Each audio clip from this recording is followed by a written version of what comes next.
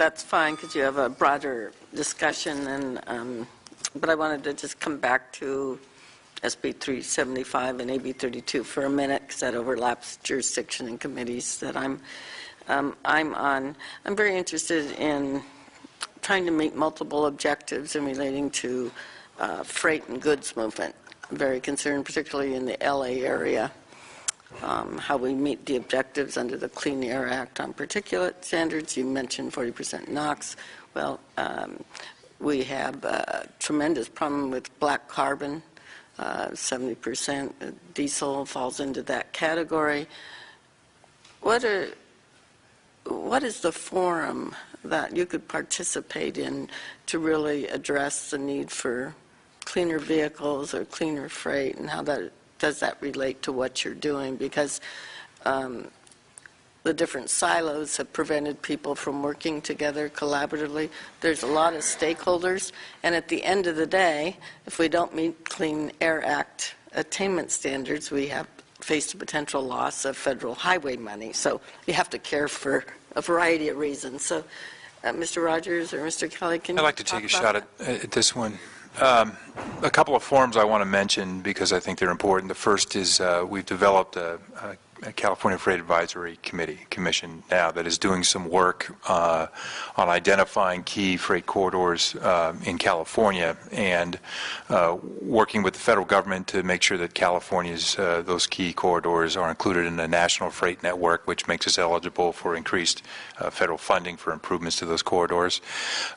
We have ARB who's a part of that, and ARB will start their own process on what they call sustainable freight, which we want to inform our process, which will involve cleaner technologies and mode shift involved in the technologies, not just in the ports, but in the large trucks themselves. I think large trucks will be involved in that, as well as rail. I think that's correct. That's a process that CARB will take the lead on, but we want that to inform the update to the State Goods Movement Action Plan. Just by way of background, I think it's worth mentioning in the whole area of freight that I think California made a big strides in this area with the passage of Proposition 1B, the transportation bond that for the first time included a concentrated investment plan in our trade corridors in California. And really important in that exercise was funding not just for infrastructure improvements along the freight corridors, but I know, as you're familiar with, improvements to address the air quality issues around those corridors. And just yesterday, I think the CARB put on its website its updated scoping plan for AB 32 implementation, and they noted in that the efforts that we've made both through bond dollars for that purpose and other dollars available to clean up issues around the ports, we've seen huge reduction in soot and other diesel pollution around the port areas since 2005. And so progress has been made, and it's been, I think the key point I want to make here, you talked about silos. And I think when you talk about freight policy in California, maybe more than any other place because of the environmental justice issues with the communities surrounding those ports, the concentration of the activity in one place, that there's no better place where you would need to talk about infrastructure and the impact of the activity there on the air quality and the environment than in those areas. But we have had some success in that area, and we're working closely. Our Freight Advisory Commission is working with the CARB folks to ensure, as we talk about a new freight plan for California, which we'll be adopting at the end of the year, that the sustainable freight concepts are part of that. I appreciate that because it is a public health issue, not just in the port, but along the corridors, whether it's the freeways, and more evidence and studies show the direct link between diesel particulate problems in the elderly as well as young children. It's a real issue, and it needs to be addressed, and it affects the overall viewpoint of the public and how they view our ability to tackle problems that are affecting their daily lives. On a very sort of similar issue, but I was curious how Caltrans is dealing with TMDLs and related to working with local agencies, particularly trash pickup that gets down in the streams and the rivers, again, facing fines from federal authorities under the Clean Water Act, oil and everything that come off of roads. Is there a forum where you're addressing those kinds of concerns with communities?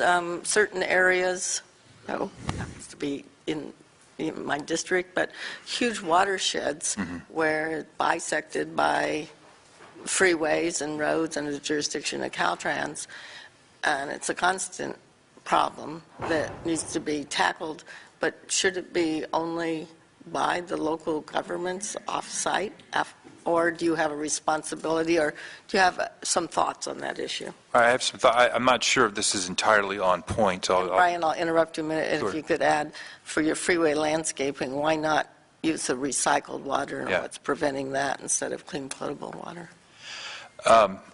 Not sure this is entirely on point, but I do want to say on the issue of water quality issues and our work in that area, we've sought a statewide permit from the State Water Control Board last year. The process began last year, and it involves a higher level of maintenance and commitment we have to make toward assuring water quality. And we've gone through almost a year-long process with the state board in getting to an agreement on how to move forward on that, and I think at the end of last week we concluded our commitment to that. I'll have to provide you the specifics of that separately, but that's progress we've made in that area. On the issue of general litter pickup and maintenance around our roadways, as Mr. DeSaulnier noted in the mile marker performance report that we put out, we noted in there how we're doing on that score. I got to check the number to see exactly where we are, but we did flag where we are and where we've been in the last several years in that area. And then finally, just on the landscape issue, particularly as we enter this drought area, we are committing to reduce our water consumption, particularly in the landscape area, dramatically, and we're committing to move toward recyclable water to the maximum extent we can to deal with landscaping around the freeways. But we just submitted to the Department of General Services a broad water reduction plan and conservation plan that includes not only watering less, but the kind of water we use when we do water and the time of day when we water, and all of it is aimed to reduce our water consumption dramatically. I think in the irrigation area it's 50%. For those freeways that are using recycled water, because the local cities put them in, do they face water reduction requirements if they're not using any? I don't know the answer to that off the top of my head. I have to check. And I wanted to personally thank you, Brian, and Caltrans for working in my district regarding wildlife corridors. Thank you. Thank you, sir. Appreciate that. Thank you. Could I just follow up? I don't know if it's directly on point, but I think it's all the environmental impacts, say the freeway walking, through a watershed area, and then the interaction of the state and Caltrans owning the state system, the amount you're going to devolve that or relinquish it to local authorities, et cetera. I don't think there's going to ever be an easy answer on this as to who takes what responsibility for where's the state interest, how much of it you're willing to simply let the regions go and do whatever they want to do. It's really a classic governance problem. I mean, eternal vigilance is going to be the price of liberty on this. We've cut their trash pickup money, or they've somehow budget cuts have affected that. But you might have some region that's doing something that is going to affect the state resource, and as you decentralize, you got to watch that. There is still the state role, and that's what we see Caltrans is doing. Not getting in the way of the locals, but making sure the state interests, to the extent they touch on transportation, are preserved and advanced. We have, not in my district, but homeless people living in encampments in the Caltrans right-of-way along freeways. They're in our districts. The litter. Yeah. But I mean, the Los Angeles area. No. I mean, it's just... Senator, could I just say one thing on the stormwater? One of the most exciting interviews that I did in this project was with some of the staff who work on stormwater. And if you want to see people who really care about this and are, just brimming with ideas, that was, we did them anonymously, so I can't give you quotes. But in general, it was an exciting innovating experience. On the flip side, there was frustration there because the environmental people need to get to the maintenance people to work on mowing and trash, or the capital people on pavements and so forth. And so these cross-silo things not always happening. The importance on stormwater, maybe not as much as that staff would like, so that it, the department's traditional emphasis on capital projects maybe sort of overshadows that. I think it's a good case in point of some of the things we're talking about, and moving the emphasis from building all the time to operating, and to getting the maintenance budgets and getting the resource alignment right to have some of these outcomes. But there are people in the department who will be as happy as you can be to take that on. Huge amounts of stormwater come off our 10-lane freeways and go right down the rivers and creeks to the ocean. It's not cleaned up, and it's also wasted. So I just spent 3 hours chairing a water hearing today, so you'll have to excuse me. I'm a little focused. But it is part of doing a better job collaboratively between all agencies, and of course the legislature represents you all in solving real problems together. So, Mr. Kaufman, did you have something? You looked like you wanted to add something.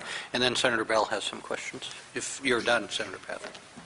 Well, on point, what was just said was that we see a lot of improvements that are done, and they're designed in, and they're effectively done in the construction, but there's not the proper crossover to maintenance in the future. So you get jobs that are landscape, for example, and then the landscape is gone 6 months later. So you spend all these dollars. So if in fact you're gonna have a vision to do certain things during the construction processes and during the building of the work, you have to have a plan to maintain those for the next 20 years, or you shouldn't be spending the money, and it is quite wasteful. As to the issue of sweet pea, I think everybody wants to keep everything clean and not have runoff and things like that. From the construction side, we see a lot of the management of that and the design of that could be more effectively used. The dollars could be more effectively used and implemented just on a day in and day out basis. So, Senator Bell. I think I want to address the bigger, broader subject of the culture of fear. I always think that's very interesting. I think you're going too low on the totem pole when you talk about who has the culture of fear. I think the culture of fear is in the elected officials of California. Okay? I think we're the culture of fear. And it percolates down into the management of Caltrans by the fact that the elected officials create a lack of vision or lack of direction, if you want to say it that way. So I'm sort of saying the buck stops here. I mean, for us, we should be the one that directs and presents the plan or strategy to our workers that work and do the work, so they don't have a sort of uneasy, questionable attitude about what they're supposed to do. And I think one of the problems we have in California, particularly compared to other states, is a structural problem in the sense that, I'll say this, when we build transportation facilities, road facilities, the value does not go to the transportation system. It goes to local government, it goes to schools, the property values go up, it goes to schools, it goes to local government. It does not go back into the transportation. In other words, the transportation system does not capture any of that value of building the transportation facilities. So that creates kind of not a real good incentive to really relate the transportation facilities to land use, in my opinion. Okay, that's the first thing I want to say. The second thing is that in the history of California, about the 1980s, when we started to do the half-cent sales tax, and I was the chair of the board that did the first half-cent sales tax, we hired a guy named Will Kempton. to work for us. Yeah, yeah. So we hired the guy. And some of the guys that worked with us are out in the audience. I see some of those faces, a little grayer maybe like me out there. But what we did is we established a strategic plan. In other words, we created this certainty that you have to have when you start planning and building transportation systems. You create a certainty, a strategy, and you say everybody buys into it. You get everybody to adopt it. The local government people, the state government, the regional government, and the federal government. And we say everybody agrees on this. This is our strategy. We'll review it every couple years to adjust it based on external kind of stuff in Congress or up here in Sacramento or whatever, but we have a strategy. That way we tell the contractors, you follow our strategy. This is our strategy. You got it? You got it? No change orders, no scope changes. This is what we want you to build this way. And we have a process for discussing how we want to do that. So everybody knows what we're doing. And I think that's this lack of firmness, I think, on our strategic thinking here. We need to firm it up. And I want to know what you think of that. I think when you talk about culture of fear, it's really kind of unfair to talk about the employees when it's really the lack of strategic thinking and the lack of decision making at maybe the higher levels. Maybe the buck stops here. Well, we were, of course, we're asked to evaluate Caltrans and not the state legislature. But we'd be happy to blame all of you. People to do that. I think you were reflecting on the employees, so I'm saying, well, Oh, no. let's not bash the employees. No. We're not bashing the employees. Let's talk about where we have to do the work that needs to be done, which is Okay. the executive and the legislative branch. We have to get a consensus. I'm sure Joel's going to go here, but I just want to flag that the report itself put out by the department really puts Right. the task of putting the strategic plan together Yes. At the top. With the agency, with the department, and frankly, our view is that's got to be done with external folks as well. But put that together, and then bring people along to help bring the innovation and the ideas to help to implement that strategy. But it's got to be set at the top. And as I said at the outset, that's one of the things that I'm most excited about with this opportunity is that I want to spend our time getting that right, putting that together, and then bringing along a department to deliver that. I would just say one other thing I think that's worthwhile. This is a challenge. There's no question about it. There are quick step actions we can take in the short term to get the ball rolling on this. Some things will take longer than others. But I think everybody should be mindful that we have an example in my very agency of a department that I think has done a great job on using strategic planning to change their interaction with their customer, who's the taxpayers in California, and that is the Department of Motor Vehicles. For years, it had been the laughingstock for how long it takes when you go in the office, a DMV office, and what it takes to get processed and get out. They developed a 5-year strategic plan that they've carried year over year, focused on technology to provide these services on the internet, adopted an appointments process to move people through quicker, and the average time it takes to get people out of a South Sacramento DMV office, if you have an appointment, is 14 minutes. And if you don't, it's 37 minutes. And we provide all these services online with the intention of reducing the traffic in those offices. But that's not an overnight issue. George Valverde, a guy who was the prior director there, started this process through a strategic plan, a focus on the customer, and he carried that through. And Gene Shiamoto, the current director, is continuing with that. But there is an example for how we've made great strides in government by doing exactly what you outlined. Set the strategic plan at the top and work through it. You stay on it. And you stick with it and don't try to make a lot of changes and don't continue to have a debate. I'll give you an example, quite frankly. The high-speed rail, everybody's still debating what this or that or whatever. That's a disaster. We can't have that kind of process with Caltrans. I think we need to have a process that sets a strategic plan, buy-in from, I'm talking bipartisan here. I want a bipartisan buy-in. We have to have, I come from as Mark knows, I was trained by the master, okay? We had a great mayor of San Jose named Norma Mineta. And I remember when Norm went and got the ICE-T passed on a 404-7 vote in Congress. And, his concept of getting a bipartisan consensus on, the plan that we want to have. And then once we get, nobody's going to be happy totally, but we want to get a plan that everybody can agree on in a general sense, and then stick with it and just go with it. And once you have a consensus, you don't have to worry about change orders or big digs. Don't tell me Boston's so great. Wasting money.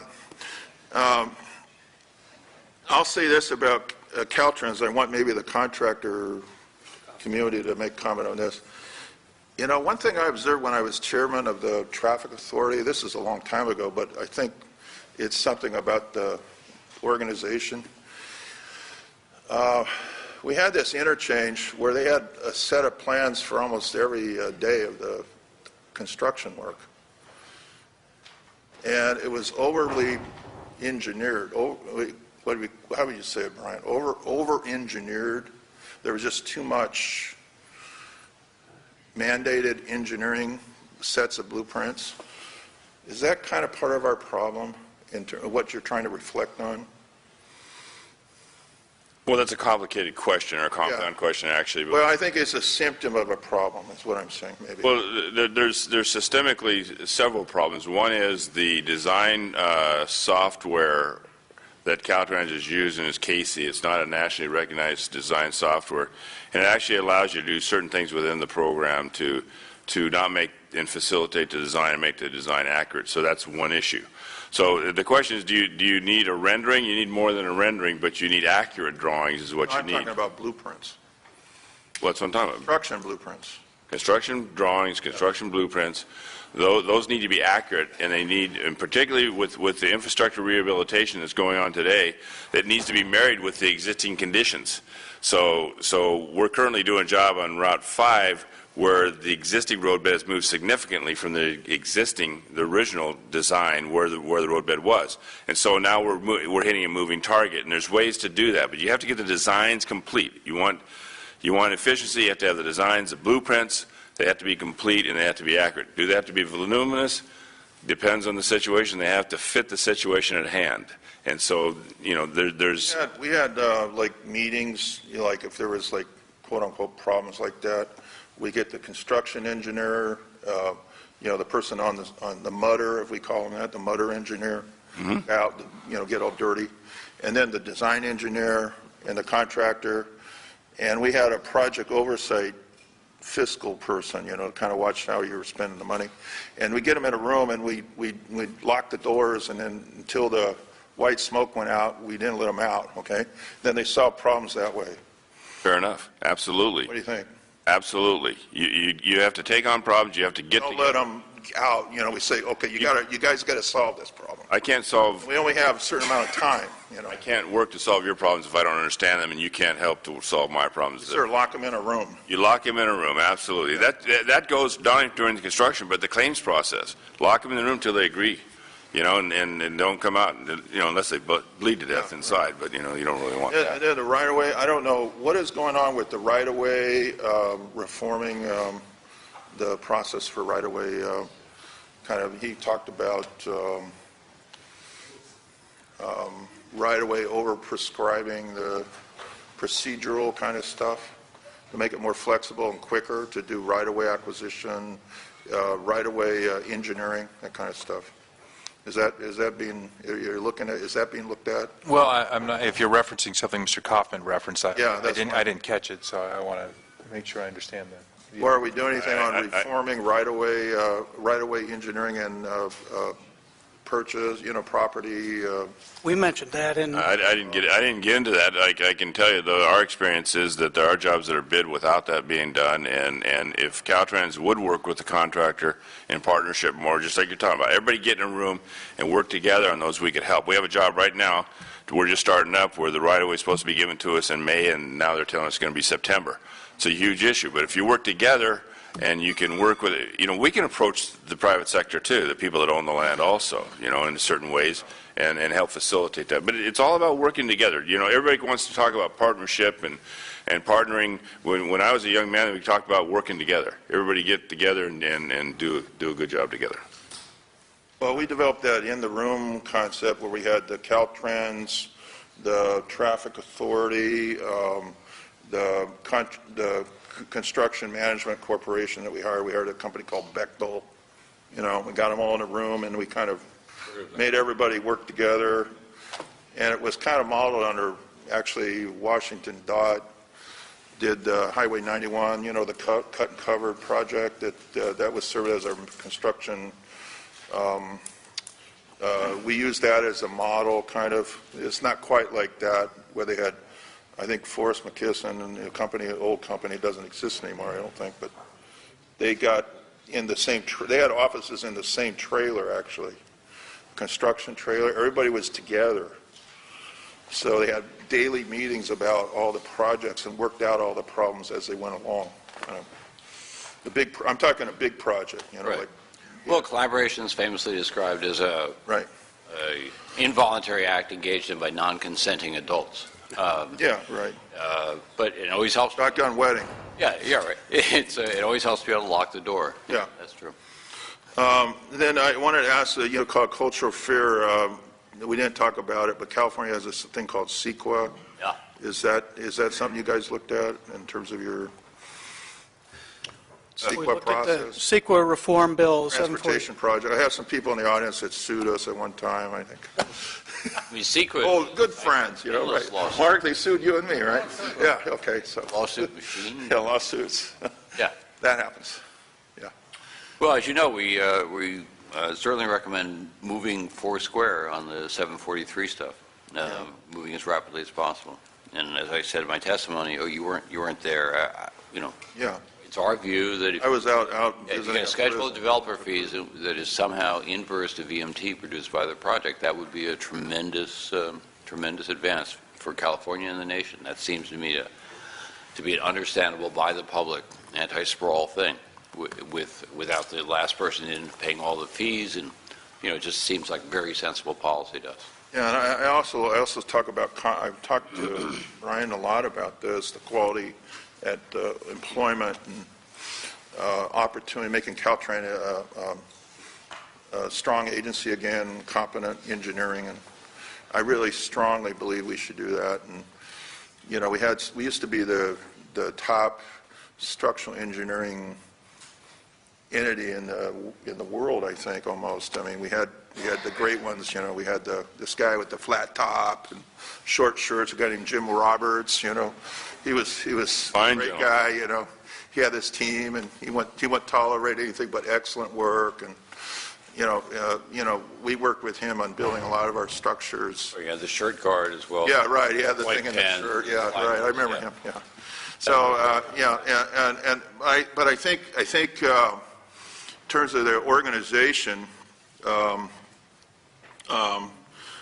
I like the engineers and the construction personnel, because they're very important to be treated as the professional class of employees that we want to have, including our management, because it's appalling how little they're paid.